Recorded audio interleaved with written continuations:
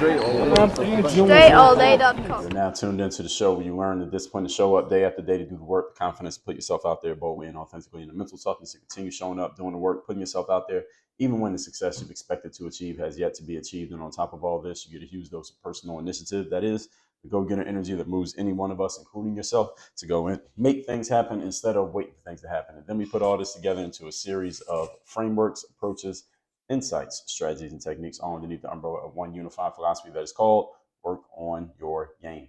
My name is Dre Baldwin, also known as Dre All Day, and welcome to the show.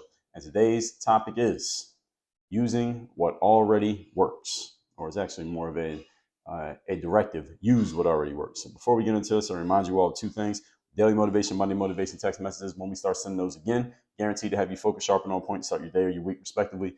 All you got to do to be getting those messages, or at least be eligible to get them, is to text me and join my text community. It is free to do it. All you got to do is text me at this following number: 305-384-6894. And when we start sending the messages again, we'll have your number stored. Our bot will let you know that it's coming, and then those messages will start coming out consistently. So that number's down below in the description. Secondly, Work on Your Game University.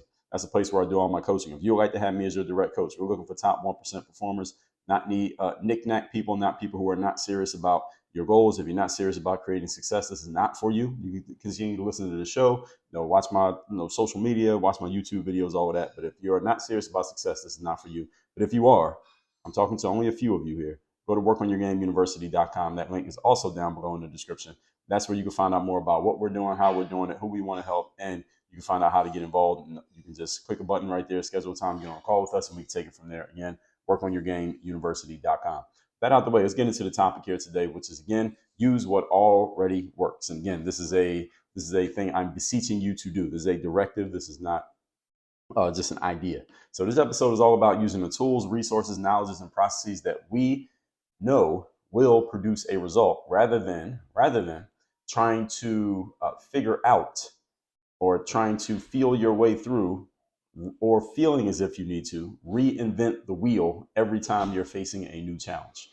There's probably something or someone out there who has already figured out every challenge that any of you who's listening to this has already, or like that every one of you who is listening to this has already figured out. They've already figured it out. So let me say that sentence one more time. Mess it up again. There's probably something or someone out there who has already figured out the very challenge that you who is listening to this is currently dealing with. There we go. Got it right this time. You just have to have the discipline to look for it, find it, and then apply what you find. That's it. And again, looking for it and finding it and applying it, those things may be investments that you need to make. They may be financial investments. They may be time, energy, and attention investments. But these investments are worth it, because what is an investment? Something that you put in now to get more back later. And all smart people are investors. All wealthy people are investors. I'm assuming that's what you want to be. Point number one. Today's topic, once again, is use what already works. Number one, you do not get paid for invention nor ideas. It's not that being an inventor and having ideas are necessarily a bad thing. I've invented some things. I've had a whole bunch of ideas. I got to come up with new ideas every day to keep this show going. However, I do not get any ROI just from having the idea itself. You know what I get ROI from? From actually turning the idea into something useful that I can then share with people like yourself. I only get return on investment for results produced, not from having the idea, not even from inventing something. Just because you invent something doesn't mean you're going to get anything back.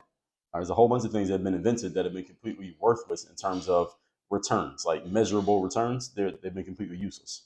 So remember that we're in a results-based business, everybody. The only thing that matters are the results that you produce. That's what matters in this business. The only thing that goes on your tombstone or your headstone are the results that you produce in your life, not what you thought about doing, not what you could have done, not the potential you still had within you when you died and took it with you to the graveyard. So focus on what will actually get you to a result. And you need to be clear on what the results is or are, rather than how hard it was, whether you came up with the tools or not on your own or anything else. So those things are just elements of the story, which might matter if you create success, because then you'll get to tell your story. But if you don't create success, then nobody cares about your story. All right, you notice the people who don't succeed don't get to tell their stories. You notice they don't get invited to be on podcasts. They don't write books about themselves. They don't get invited to be interviewed. They don't give keynote speeches, because nobody cares, because they didn't create success. Because you didn't create results, nobody cares about your story, even though you have one. You want your story to matter, you must create results.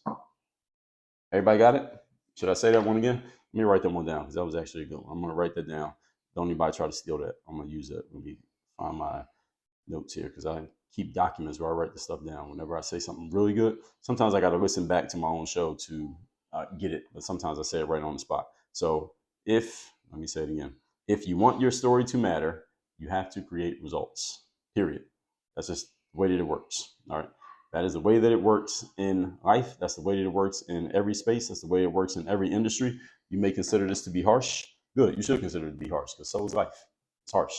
So if you come up with an invention to help you and others produce results, you do get credit for the invention. You know why you get credit for the invention? Not because you invented something, but because of the results that it produced. It's the results that make the invention matter. When no results, the invention doesn't matter. It's useless. Again, most of the things that I do, writing books, playing basketball, talking about mindset, talking about entrepreneurship, I didn't create any of those things. I didn't invent any of these topics. Zero, none of them. Only thing I can say I invented was maybe the combinations of things. I was the first person to combine putting YouTube videos with basketball. I did invent the combination. I didn't invent either one, but I invented the combination. So I guess I can give myself a little bit of credit for that. But again, if it didn't matter to anybody, then it wouldn't matter that I invented it. All right. See, that's the whole point. And I created Work on Your Game. All right. That one I can say I did create. And the only reason Work on Your Game matters, and the only reason I get any credit for creating Work on Your Game is because of the results that Work on Your Game helps other people produce, not because I came up with a fancy little slogan. All right. The slogan itself is useless if there's no results and no substance underneath it. Everybody understand what I'm saying here? And it's the same thing applies to you. You only get credit for the things you produce, or the things that you create rather, if they produce a result. All right, the invention itself, who cares? Point number 2. Today's topic, once again, is use what already works. Number 2, you have decades, maybe even centuries worth of things that already have been proven to work that you can utilize as source material, which means you need not create a whole bunch of new stuff. You don't have to come up with a whole bunch of new ideas or a whole bunch of new inventions or a whole bunch of new ways for doing things, because you already got a lifetime's worth, whatever your age is. Take that number of years, multiply that number. You got at least that many years of people who have already done some of the things that you're trying to do right now. All you got to do is go get access to whatever it is and follow it. And don't make the mistake of thinking that just because something is old, whatever you consider to be old, it could have been many years ago, many months ago, many weeks ago. Just because something is old does not mean that it can't help you. This is a mistake that a lot of people make. I talked about this in episode number 2747. Old does not equal bad, and new does not equal better. All right, be careful of this. There are, any industry that any of you is in right now, there is someone who 30 years ago figured out the exact thing that you are working on, that you're struggling with right now. And the only reason you haven't come across it, you have not, availed yourself of what they figured out, is that you're only looking at stuff that came out 3 days ago. You're only looking at stuff that is current, when instead you need to be looking way back 30, 40, 60 years ago. The answer is right there in front of you in plain English. It's just that you haven't done the work to actually get it, because you have this mindset that thinks, well, something has to be better just because it's new. No, some things that are new are just complete garbage. Some things that are old, the reason they're old because they stand the test of time. They actually worked. So be careful of this one. What has already been done that works, that is related to the challenge that you're dealing with right now? This is a great question you should be asking yourself. Let me give you the question again. Want to write it down?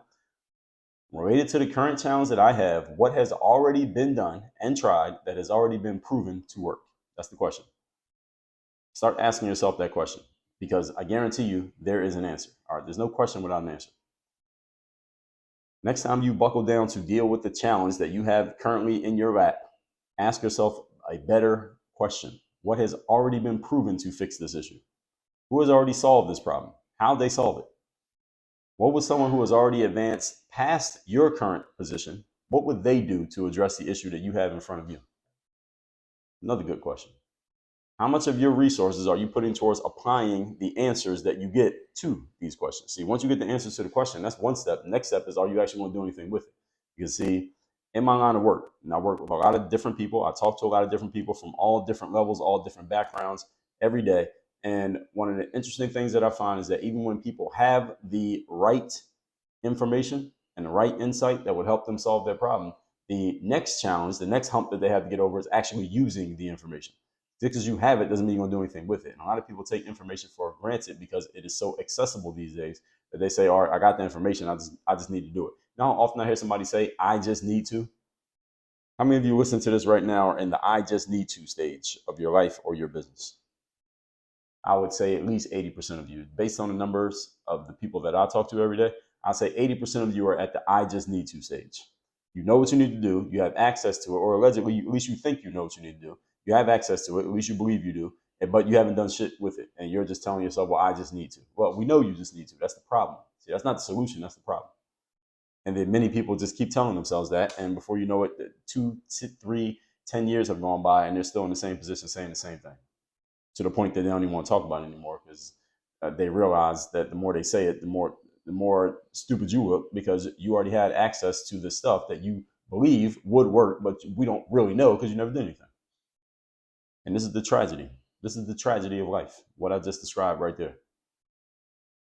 So smart people, what they do is utilize the resources of others. That's what smart people do. They find resources that other people have or have created or have access to, and they use other people to achieve their goals. That's what smart people do. Whereas people who think they're smart but are actually hurting themselves, they try to do everything by themselves because they think that's more proof of how smart they are, that they did everything by themselves. It's smarter to use other people because you can get things done faster, more efficiently, more effectively, and again, you use less time. I already said that, faster. Whereas people who think they're smart, they falsely believe that doing everything on their own will get them more credit or more success, or they're just doing it because it feeds their ego. I did everything by myself. See, nobody cares that you did everything by yourself. All they care is did you do it, period. And if someone else does it before you, then they get more time to enjoy their success and or move on to the next thing while you're still working on the last thing, because you insisted on doing it all by yourself. And the biggest problem doing everything by yourself, folks, is you don't have enough talent to do everything by yourself. I don't care who you are. No one has enough talent to do everything by themselves, because you are not talented at everything. You're only talented at a few things. So why are you trying to do everything? That doesn't make any sense. You ain't good enough. That's the point. I'm not good enough. That's why I don't do everything by myself. I tap into other people's resources. The things that I'm good at, I do those. Everything else, I either utilize other people's resources or I'm strategizing. I'm scheming to use other people's resources so that I don't have to use mine, or I'm just not going to even touch that thing until I get access to somebody else's resources. I'm not even going to waste my brain power on something I know I'm not good at. I'd rather use my brain power on something I'm great at, get the resources from that, and then use those resources to go take care of the thing that I'm not good at. So I don't have to do it at all on my own. I don't want to touch it. I don't want to come near it. I don't even want to smell it. Everybody understand what I'm saying here? Point number 3. Today's topic, once again, is use what already works. Number 3, the greatest business minds did not create a bunch of brand new stuff, even though it may seem like that. When you think of great business people in the past, you may just think of all these people who invented things, or at least they get credit for inventing things. But what really made them a great business mind is that they found new ways to use old stuff. That's really what every great business mind did. They found stuff that already existed, and they just found new creative ways to use it, and then they got credit for it. The best thing they did was make sure they got credit for the thing so that their name is attached to it. This is the genius. You see, you don't have to take any risk in hoping that your new invention actually works if your new invention is simply a combination of existing inventions that we already know work. You just got to make the combination work. That's all Steve Jobs did with the iPhone. All right, if you didn't see Steve Jobs' legendary, famous speech when he presented, it was more like a presentation, I don't even call it a speech, where he introduced what became the iPhone, or he called it, I was calling it the iPhone then. He said a web browser, an MP3 player, and a phone all together. And then he repeated it. He said it twice, and the crowd just went crazy because people were blown away that he had did this. A web browser, an MP3 player, that's your music. The web browser is the internet, and a phone. Everybody knows what a phone is, right?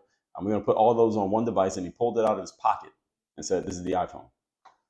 All Steve Jobs did was take 3 things that we all already knew we needed, we already knew we wanted, and we had already proven to be desirable of. He put them all in one thing.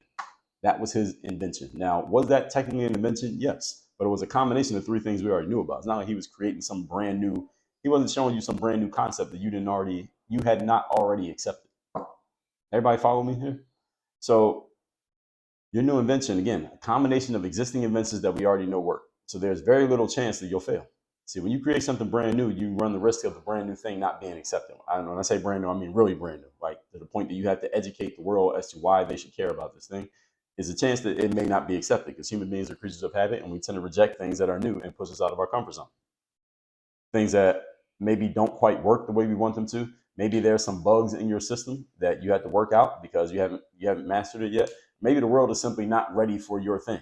All right, so you're just 50 years ahead of your time. So 50 years from now, somebody else, after you're dead and gone, is going to get all the credit for the thing that you started simply because you tried to create something brand new at a time when it wasn't really time for it.